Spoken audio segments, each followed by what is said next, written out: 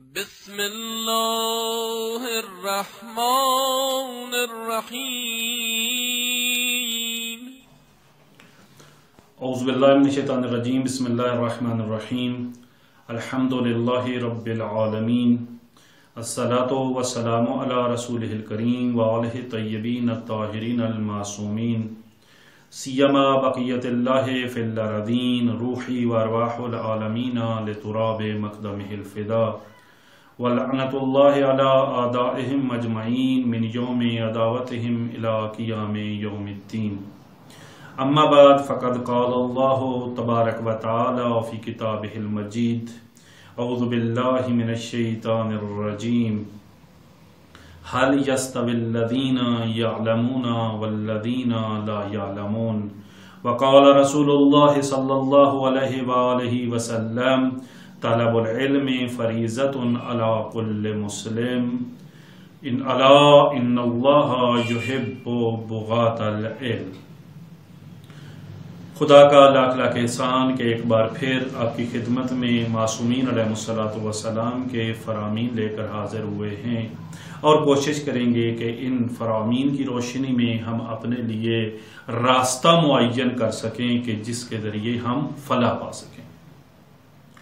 آج جو رسول اکرم صلی اللہ علیہ وآلہ وسلم کی حدیث آپ کی خدمت میں لے کر آیا ہوں، یہ وہ حدیث ہے جو بہت معروف ہے اور بہت زیادہ بیان کی جاتی ہے، اور رسول اکرم صلی اللہ علیہ وآلہ وسلم نے اس حدیث میں ارشاد فرمایا ہے کہ طلب العلم فریضۃ علی کل مسلم، کہ علم کا حاصل کرنا فرض ہے تمام مسلمانوں پر، اور پھر فرمایا الا آگاہ رہو ان اللہ یحب بغاة العلم، اللہ تعالی علم کو حاصل کرنے کی کوشش کرنے والوں کو پسند کرتا ہے،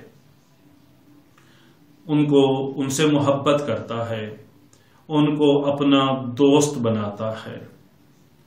یہاں پر ضروری ہے کہ اس حدیث کو اس انداز میں بیان کیا جائے کہ دین مقدس اسلام میں علم کی بہت زیادہ اہمیت ہے، اور علم کی اہمیت کو بیان کرنے کے لیے رسول اکرم صلی اللہ علیہ وآلہ وسلم نے اور باقی ہادیان برحق نے مختلف تعبیریں استعمال کی ہیں، لیکن یہ تعبیر جامع تر تعبیر ہے جس میں کیا ارشاد فرمایا ہے کہ علم کا حاصل کرنا فریضہ ہے ہر مسلمان پر۔ فریضہ یعنی واجب ہے، یعنی ضروری ہے، یعنی لازمی ہے۔ واجب کو اگر ہم تقسیم کرنا چاہیں تو اس کی کئی قسمتیں اور کئی تقسیمیں اور قسمیں بنائی جا سکتی ہیں، لیکن یہاں پر جو ایک واضح ترین تقسیم ہے وہ یہ ہے کہ کیا علم کا حاصل کرنا ہر مسلمان پر واجب ہے، یا وہ کون سے علم ہیں جن کا حاصل کرنا ہر مسلمان پر واجب ہے۔ یہ واجب عینی ہے یا واجب کفائی ہے؟ تو یہاں پر ہم یوں تقسیم کرتے ہیں کہ کچھ علوم ایسے ہیں، کچھ چیزیں ایسی ہیں جن کا حاصل کرنا ہر مسلمان پر واجب ہے، اور یہ واجب عینی ہے۔ وہ کون سی چیزیں ہیں؟ مثلا خود روزمرہ زندگی میں استعمال ہونے والے یا پیش آنے والے وہ مسائل جن کے اوپر مجھے عمل کرنا ہوتا ہے۔ مثلا نماز دن میں مجھے 5 وقت پڑھنا ہوتی ہے، تو نماز کے احکام کا جاننا میرے لیے واجب ہے۔ ہر بالغ پر واجب ہے کہ وہ ان تمام احکام کو جانتا ہو جو روزمرہ زندگی میں اس کو پیش آتی ہیں۔ وضو کے احکام اس کو معلوم ہونے چاہیے، غسل کے احکام اس کو معلوم ہونے چاہیے، یہ واجب ہے۔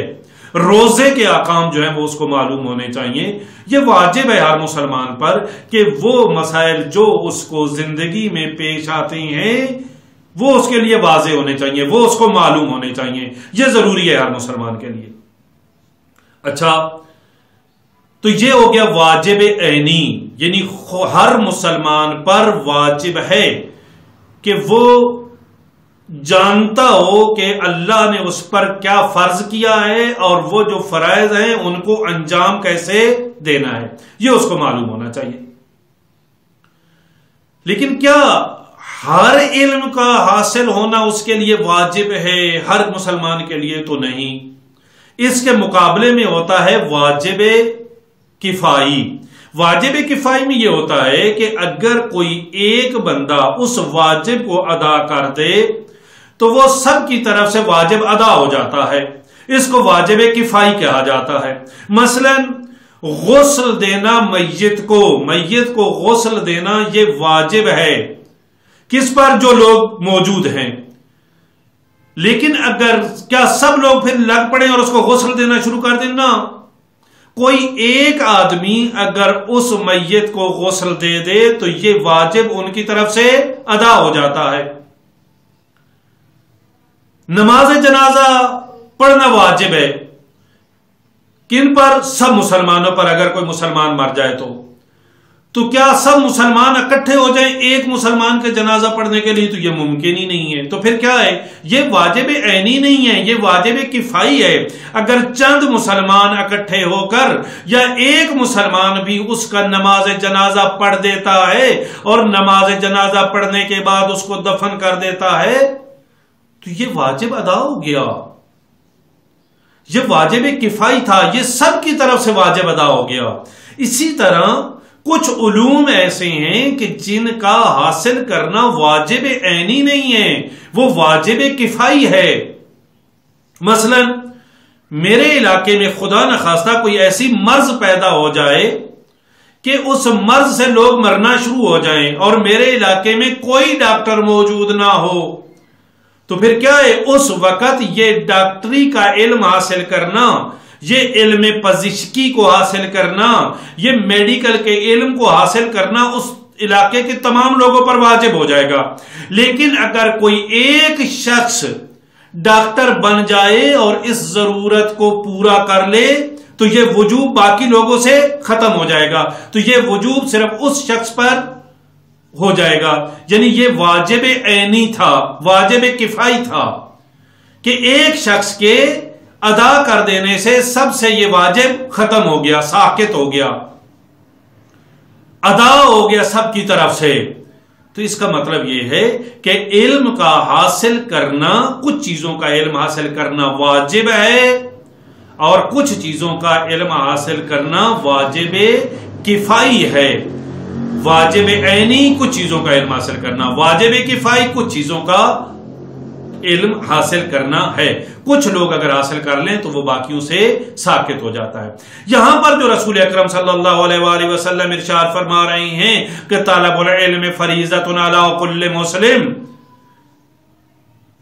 اور پھر فرمایا الا ان اللہ یحب بغاۃ العلم، آگاہ رہو۔ الا کا مطلب آگاہ رہو، یعنی متنبع کرنا چاہتے ہیں، یعنی انتہائی انسان کو ہوشیار کر کے بیان کر دینا چاہتے ہیں کہ آگاہ رہو، آؤ میری بات سنو، میں کچھ کہنا چاہ رہا ہوں، کوئی ایک اہم ترین بات کرنا چاہ رہا ہوں۔ وہ کیا ہے؟ فرمایا ان اللہ یحب، اللہ محبت کرتا ہے کن سے؟ بغاۃ العلم۔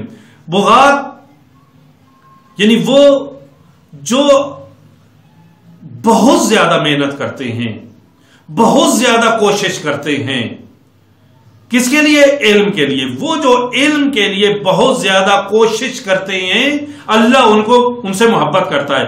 یہ خود قرینہ بن رہا ہے کہ ہر مسلمان پر ہر علم حاصل کرنا واجب عینی نہیں ہے، بلکہ جو کوشش کرتا ہے اللہ اس کو پسند کرتا ہے۔